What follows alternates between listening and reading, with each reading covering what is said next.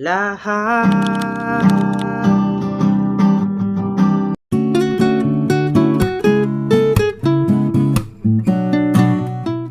Hi guys! Welcome to my YouTube channel. Kung hindi mo ako kilala, ako nga po pala si Kuya Jin. At huwag mong kalimutan mag-like and subscribe and hit the notification bell para lagi kang updated sa ating mga bagong videos, and share mo na rin tong video na to. Yeah, so, nandito po tayo para turuan ko po kayo ng 14 Silent Sanctuary.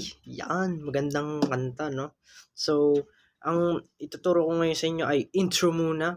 Intro, verse, pre-chorus, chorus. So, tas may last chorus pa. So, yan. So, umpisahan po natin sa intro. Sa intro, at saka yung strumming pattern nga po pala, nandito lang sa baba. Yan. So, kayo na pong bahala. Kayo na pong bahala sa mga strumming pattern nyo. So, kung may sarili ba kayong version, yan. So, nasa sa inyo na ho yan. So, yung intro ay G, D over F sharp, E M7, CAD 9. So, dalawang beses lang po. Tapos, sa D, tatlong down strum. So, umpisa na po natin. Let's go.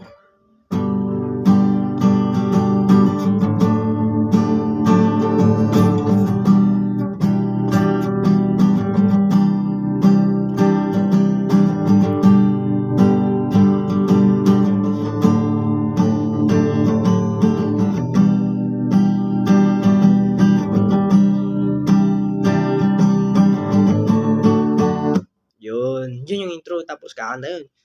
Inaayos yung verse, no? Sa verse yan. So, sa verse po, ituturo ko po sa inyo itong verse ay G, D over F sharp, tsaka EM7, tsaka D. Yan. Ano siya? Dalawang beses. So, kantahin na po natin. Inaayos ko ang iyong isipan, ngunit hindi ka nakikinig. Lahat na ng bagay aking ginawa ay wala pa rin.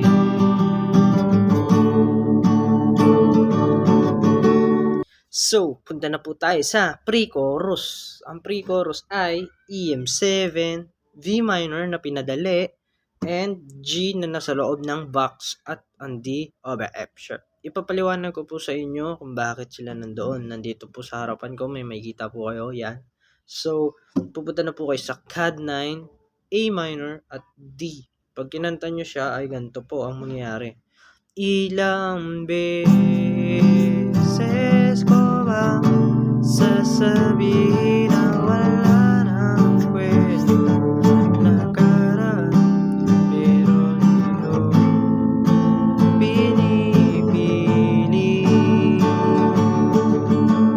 Tapos pupunta ka po ng chorus. Yung chorus ay parang sa intro yan din, may down strum sa D, tatlo down strum.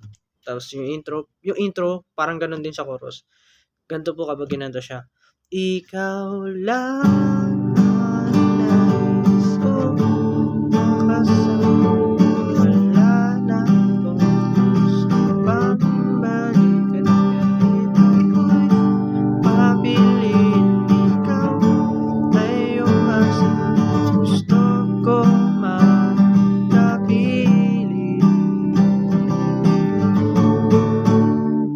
Yan. So, pupunta po tayo sa bridge. May bridge pa po siya, 3 beses. Yung sa bridge po ay CAD 9, tapos A minor.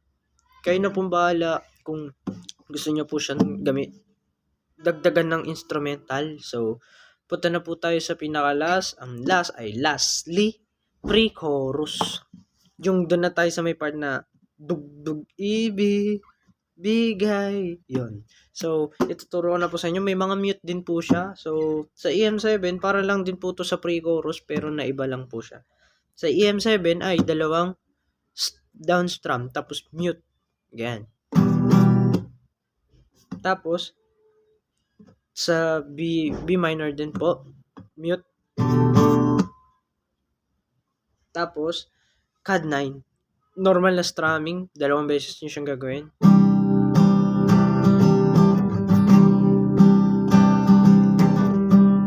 Yan. So, lahat ng yun ay 3 beses nyo siya gagawin. Pagkatapos nyo siyang gawin ay meron pa siyang pahabol yan. So, CM. Yan, CM po dito. Pagkatapos po ay magdi-D. Yan. So, kantay na po natin. Wala na po paligoy-ligoy pa. Let's go. Ibibigay ko ang lahat.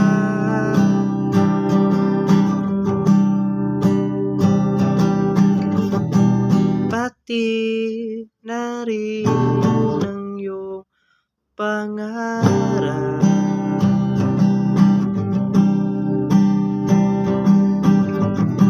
Sasamahan kita kahit saan. Kahit saan. Ikaw lang. Balik na po siya ng ulit ng chorus. Ikaw lang ang nais kong makasama. Wala na akong gusto pang balikan ka. Ako'y mabilin. Ikaw ay umasa.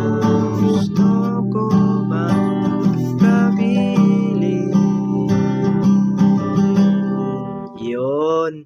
Hanggang dito na lang po tayo. Don't forget to like and subscribe. Maraming salamat sa mga nanood at nakinig ngayon at sana'y may mga natuto. Bye-bye!